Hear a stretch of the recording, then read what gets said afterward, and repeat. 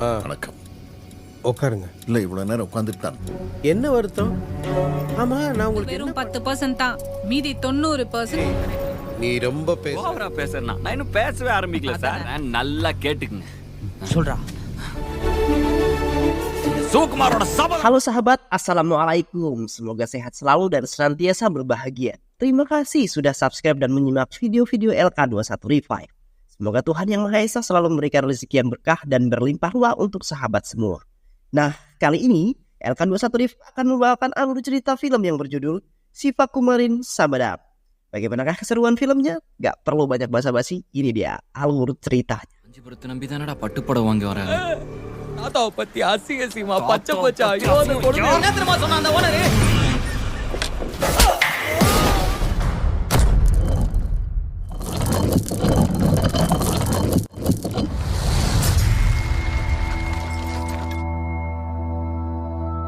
Di tahun 1997 di desa Kancipura, kita akan diperlihatkan dengan sebuah keluarga yang sedang bersiap menyambut kedatangan menantunya. Pria ini bernama Rajan, merupakan pengrajin sekaligus pemilik rumah tenun tradisional di Kancipura. Ia memiliki anak yang bernama Ganesh yang baru saja menikah dengan seorang gadis bernama Dana. கோயில் திருவிழாவின் போது இந்த உண்டையில பிரிச்சு அதுல இருக்கிற Ganesha. Saat itu istri Rajam yang sedang hamil tua tiba-tiba merasakan sakit di perutnya. Rajan yang panik segera membawa istrinya itu ke rumah sakit. Pada akhirnya istrinya pun berhasil melahirkan seorang bayi yang sehat. Akan tetapi nyawa tidak tertolong sehingga ia meninggal dunia setelah melahirkan. Hal itu tentu saja membuat semua orang sangat sedih.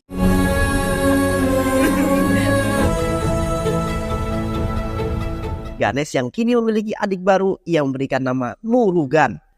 Meskipun jarak dirinya dengan sang adik sangat jauh yaitu 30 tahun. Ia sangat menyayangi adiknya dan merawat adiknya seperti anaknya sendiri. Beberapa tahun berlalu, Murugan yang tumbuh dengan didikan Ganesh dan Danam, ia memanggil Danam dengan sebutan ibu. Tetapi hal itu tidak disukai ibu Danam. Ia gak suka kalau Murugan memanggil putrinya dengan sebutan ibu. Sementara itu sang Rajan sedang fokus bekerja. Ada seorang karyawan yang bernama Chandru. Chandru merupakan karyawan lama dan sudah Rajan anggap sebagai anak sendiri. Chandru meminta izin kepada Raja kalau ia akan membuka sebuah toko tenun di Madras. Chandru dan Laksmi memohon agar Rajan mengizinkan dirinya untuk menjual kain sutra yang dibuat Rajan. Awalnya Rajan menolak karena sutra yang ia buat hanya untuk kepentingan keagamaan dan bukan untuk dipasarkan secara bebas. Chandru terus membujuk Rajan hingga pada akhirnya Rajan pun mau bekerja sama dengan Chandru. Beberapa tahun berlalu kini Ganesh sudah memiliki anak yang bernama Siva. Begitu juga Murugan yang kini sudah masuk sekolah menengah pertama. Siva dan Murugan selalu saja bertengkar. Hal itu terjadi karena Murugan merasa malu. Siva selalu memanggilnya paman. Murugan selalu berkata kepada Siva agar memanggilnya kakak bukan paman. Siva yang masih polos, ia tetap memanggil Murugan paman. Hal itu membuat Murugan marah dan melemparkan batu pada Siva hingga membuat kepala Siva terluka. Rajan yang mengetahui cucunya terluka, ia sangat marah kepada Murugan. Sejak rumah tenunnya ditutup karena Chandru telah menipu Rajan. Sejak itulah Siva dan Murugan diasuh oleh Rajan karena Ganesh dan istrinya pergi merantau. Saat Ganesh akan berangkat kembali ke perantauan, Murugan sangat ingin ikut dengan Ganesh. Ia berkata bahwa ayahnya hanya sayang kepada cucunya Siva daripada anaknya sendiri. Rajan yang ingin Murugan menjadi anak yang mandiri, ia pun mengizinkannya pergi bersama Ganesh. Sementara itu dirinya akan membesarkan Siva. 15 tahun kemudian Siva kini sudah tumbuh dewasa. Ia yang bekerja sebagai sales kain sari sintetis, saat itu ia menawarkan beberapa kain sari kepada keluarga kaya. Akan tetapi wanita tersebut tidak tertarik dengan sari yang ditawarkan Siva. Karena ia hanya menginginkan sari Rajapatu, yaitu sari klasik yang dibuat dengan tangan sendiri dengan keahlian khusus. Bukan sari sintetis yang menggunakan mesin. Karena sari Rajapatu bisa bertahan hingga puluhan tahun, sedangkan sari sintetis paling hanya bertahan beberapa bulan saja. Keesokan harinya, satir yang babak belur memberitahu Siva jika bosnya sedang mencoba menipu para pembeli dengan membuat sari sintetis. Jika itu terjadi akan berdampak buruk untuk desa, karena itu bisa merusak nama desa yang terkenal dengan desa pengrajin sari berkualitas tinggi akan tercoreng. Siva tak tinggal diam, ia menghajar semua anak buah bosnya. Karena ia tak ingin desanya tercoreng, juga tak terima jika sahabatnya dibuat babak belur.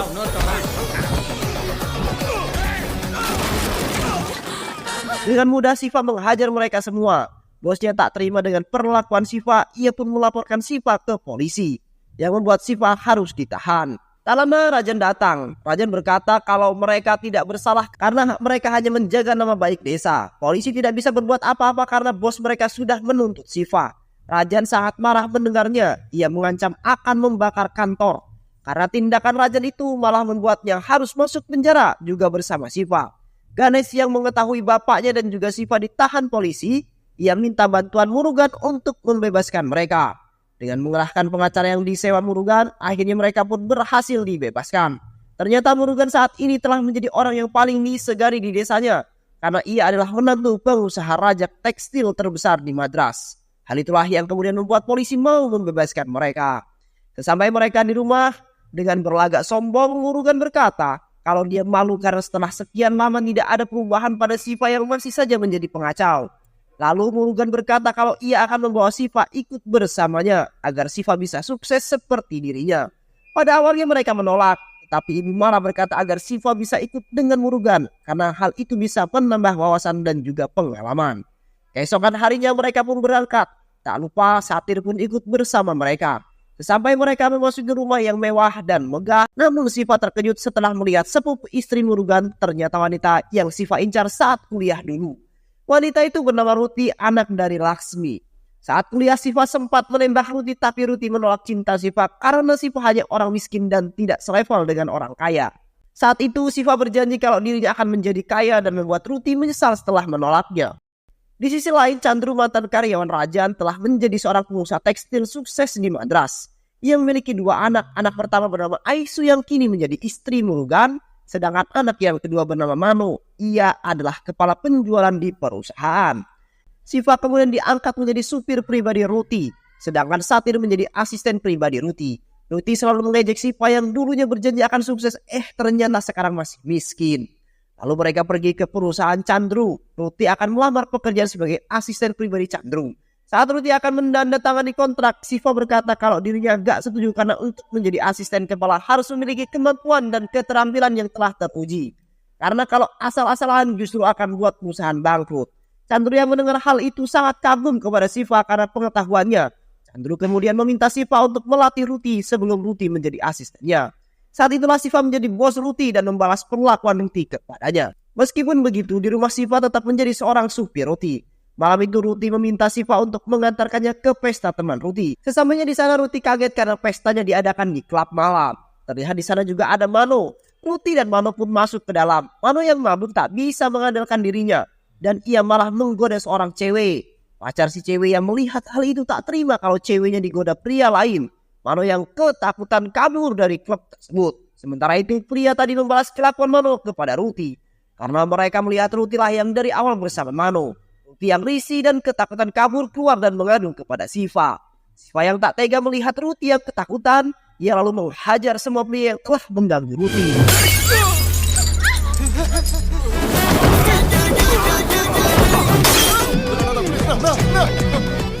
Mudah saja Siva mengalahkan mereka semua. Sampainya di rumah Ruti langsung memeluk Siva karena ia kagum kepada Siva. Dan benih-benih cinta pun tumbuh. Setelah kejadian itu mereka pun semakin dekat dan berpacaran. Keesokan harinya saat mereka sedang makan di rumah makan, tiba-tiba Mano datang dan membawa bodyguard untuk melindunginya. Karena Mano tahu Siva sangat jago gelut. Mano lalu memukul Siva karena Siva telah berani mengajak Ruti makan bersama. Meski dipukul dan dihina, Siva tidak melakukan perlawanan sedikit pun. Karena Mano adalah anak bosnya. Tiba-tiba Satir datang dan marah-marah kepada Mano karena ia tidak terima jika sahabat dihajar tanpa sebab oleh Mano. Satir yang emosi menantang mereka semua untuk duel bersama. Sayangnya malah Satir yang habis babak belur dihajar bodyguard Mano. Hal tersebut disaksikan oleh Murugan. Hal itu tentu membuat Murugan sangat marah. Ia membawa Siva ke kota agar dirinya bisa belajar bukan malah cari ribut dengan anak bosnya, yaitu Mano, adik ipar Murugan. Murugan yang emosi langsung mengusir Siva dan Satir. Saat mereka sedang makan, tiba-tiba telepon Siva berbunyi. Ternyata itu adalah Ruti yang meminta Siva untuk datang ke rumah sakit. Mendengar hal itu Siva sangat kaget karena Siva khawatir dengan Murugan karena Murugan sering berkata akan bunuh diri kalau Siva terus mengecewakannya. Sampainya di rumah sakit, Siva merasa lega karena melihat Murugan masih hidup. Akan tetapi Siva bingung. Kalau Murugan masih ada, lalu siapa yang dirawat? Dan ternyata itu adalah Mano. Sambil menangis, Murugan berkata kalau ia tidak terima jika Shiva dihajar oleh Mano. Meski Murugan terlihat jahat dan tidak peduli, justru Murugan sangat menyayangi Shiva. Karena dari dulu Shiva adalah adik kesayangannya. Sementara itu Chandru yang marah karena kelakuan Murugan yang telah membuat anak bungsunya koma.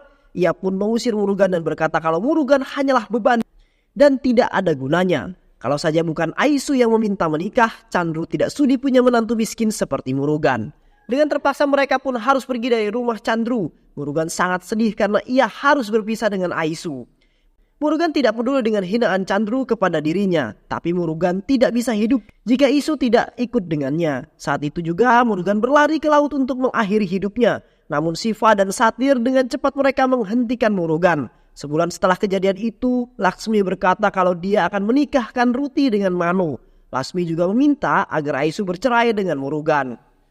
Aisu yang mendengar hal itu, ia langsung pergi tanpa berkata apapun. Keesokan harinya, Ruti pergi ke rumah Shiva dan ia menceritakan semua kepada Shiva. Shiva bingung karena dirinya tidak bisa apa-apa. Lalu Ruti meminta agar Shiva segera menikahinya sebelum dirinya dinikahkan dengan Mano. Ruti hanya mencintai Shiva dan tidak ingin menikah dengan Mano. Tanpa mereka ketahui, Rajan mendengar percakapan Shiva dan Ruti. Ia pun segera mengambil sebuah kain sari dari sebuah peti yang sudah ia buat sendiri. Rajan lalu memberikan sari itu kepada Ruti dan itu artinya jika Rajan menyetujui hubungan Ruti dengan Shiva. Mendengar hal itu Shiva dan Ruti sangat senang, sementara Ruti Murugan sangatlah bersedih karena tidak ada seorang pun yang peduli dengan dirinya. Malam harinya Rajan yang panik karena ia kehilangan celengan leluhur miliknya. Namun tak lama setelah itu terdengar suara kendi yang terjatuh dari atap rumahnya. Ternyata itu adalah Murugan yang sedang mabuk. Murugan sengaja mengisi celengan leluhur milik ayahnya itu dengan miras. Rajan sangat marah melihat hal yang dilakukan oleh Murugan. Saking emosinya ia mengambil tombak dan akan menusuk Murugan. Sambil menangis Murugan berkata, saya sengaja mencuri celengan itu karena ingin diperhatikan oleh ayah. Tapi ayah hanya bisa memarahinya. Ternyata ayah sebenci itu kepada saya. Sejak kecil saya tidak pernah merasakan kasih sayang dari ayah. Yang ayah lakukan hanya marah, marah, dan marah. Jika harus memilih saya lebih baik mati sebelum dilahirkan. Tak ada satupun di keluarga ini yang peduli padaku. Di dunia ini hanya Isu yang bisa mengerti aku. Namun sekarang Aisu pun meninggalkanku. Mendengar hal itu membuat semua orang bersedih. Lalu Rajan memeluk Murugan dan ia berjanji pada Murugan jika ia akan membawa Aisu kembali kepadanya. Keesokan harinya, Murugan, Shiva dan juga Satir pergi ke rumah Chandru. Sesampainya di sana Satpam memberitahu Laksmi bahwa ada Rajan datang dan ingin bertemu dengan Chandru. Laksmi lalu minta agar mereka menunggu di luar. Rajan, Shiva dan Satir pun menunggunya di luar, namun hingga larut malam, tapi Chandru tak kunjung datang keluar. Dan ternyata Laksmi sengaja tidak memberitahu Chandru tentang keberadaan Raja. Aisu dan Ruti terkejut melihat kedatangan Rajan. Lalu Shiva menjelaskan kalau mereka ingin menemui Chandru dan Laksmi meminta mereka menunggunya. Tapi sampai malam gini Chandru tak kunjung keluar. Mendengar hal itu Aisu dan Ruti pun masuk dan memberitahu tentang Rajan kepada Chandru. Chandru memarahi Laksmi karena tidak memberitahunya. Namun Laksmi beralasan kalau dirinya telah lupa dengan keberadaan mereka. Rajan meminta maaf kepada Chandru atas perbuatan yang telah Murugan lakukan kepada Mano. Ia juga minta izin untuk membawa Isu pulang. Akan tetapi Chandru menolaknya. Dengan nada sombong, mereka berkata jika ia tak mau Aisu hidup susah bersama Murugan karena Rajan hanyalah orang miskin. Sedangkan Chandru dan Laksmi adalah pengusaha tekstil terkaya di Tamil Nadu. Mendengar hal itu Rajan pun mengingatkan Chandru dan Laksmi jika mereka tidak akan pernah berkembang jika saat itu Rajan tidak mengizinkannya. Dan janganlah sombong dengan apa yang kau miliki sekarang. Ingatlah roda kehidupan itu pasti berputar. Shiva yang tak terima keluarganya dihina, ia berjanji bahwa suatu saat nanti keluarga mereka akan menjadi orang yang sangat kaya raya. Dan bisnisnya akan terkenal di seluruh India. Dan mereka pun pergi dari sana. Keesokan harinya Shiva menceritakan semua itu kepada Murugan. Mendengar hal itu kemudian Murugan siap membantu Shiva. Ia akan memanfaatkan nama Chandru. Lalu Murugan meminjam 100 juta rupiah kepada rentenir dan mengatasnamakan Rajan sebagai modal utama untuk mengembangkan bisnisnya. Kemudian mereka pergi ke beberapa toko sari untuk menjalin kerjasama. Beruntungnya mereka semua mau bekerja sama dengan Murugan. Mereka menggunakan nama Rajan untuk usahanya itu. Setelah itu mereka pun pergi ke toko kain untuk mencari kain terbaik. Setelah beberapa hari mereka terkejut karena semua pabrik yang awalnya telah siap bekerja sama tapi tiba-tiba memutuskan untuk bekerja sama. Murugan panik karena uang yang mereka pinjam habis untuk dibelikan bahan-bahan dan ternyata dalang dari semua ini adalah Laksmi. Ia merupakan pimpinan asosiasi tenun India dan menginstruksikan kepada semua pengusaha untuk jangan menerima sari buatan Rajan dan meminta para pengusaha untuk memboikot Rajan serta keturunannya.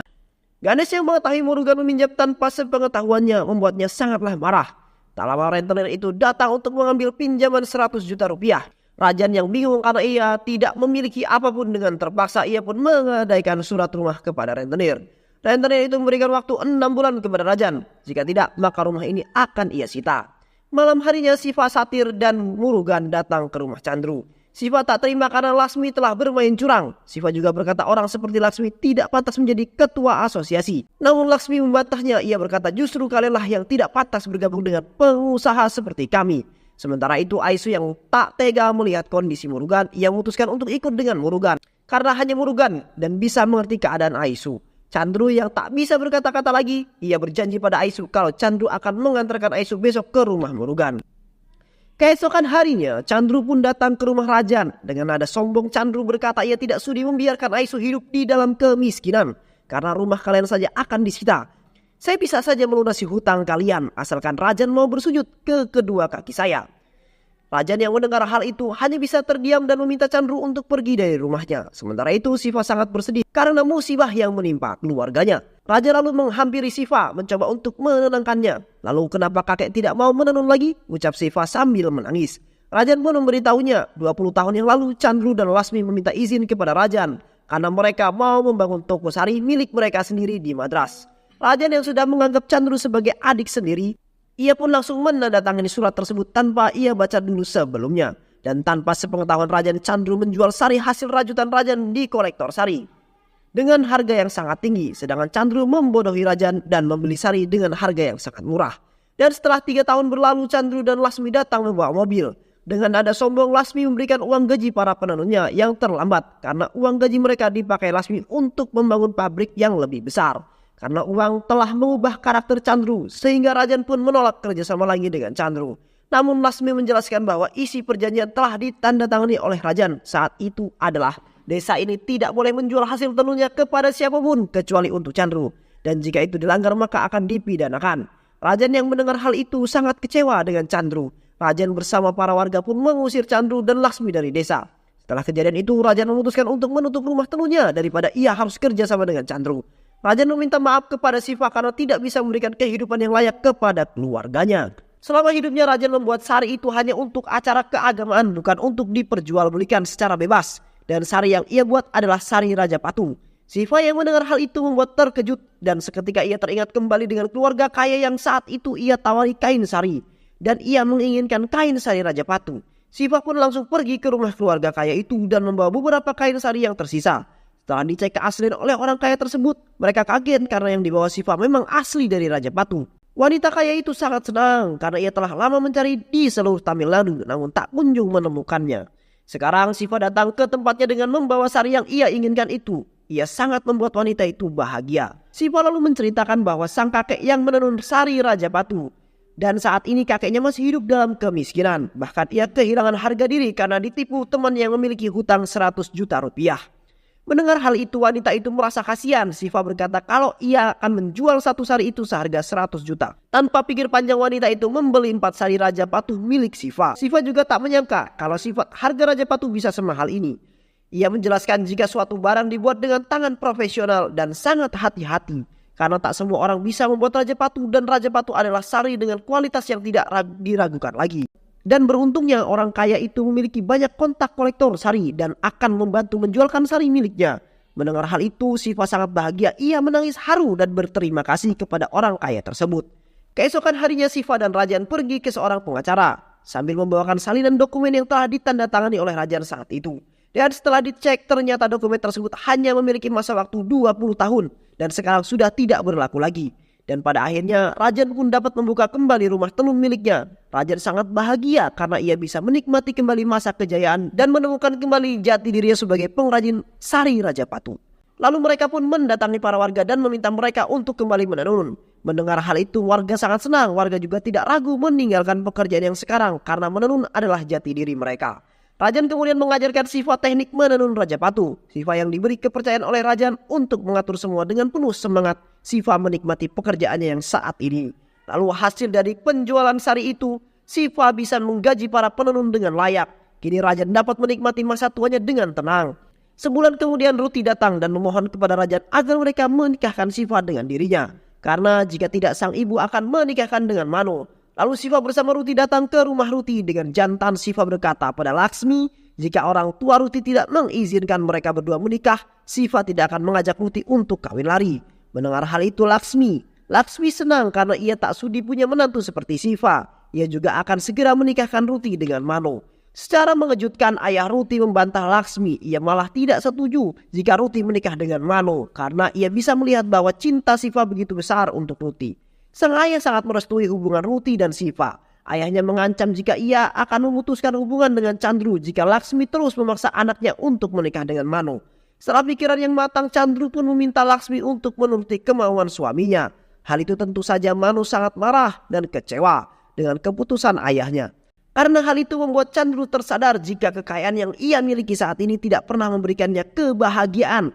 Karena uang hanyalah sementara.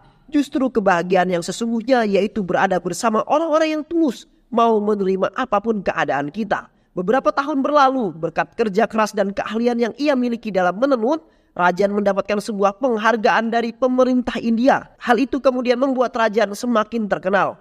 Kini Rajan dan keluarganya menjadi salah satu orang terkaya di India. Rajan bersama keluarga Chandru telah melupakan kejadian masa lalu yang suram. Kini dapat hidup damai dan bahagia. Dan film pun selesai. Banyak pelajaran hidup yang kita dapat dari film ini.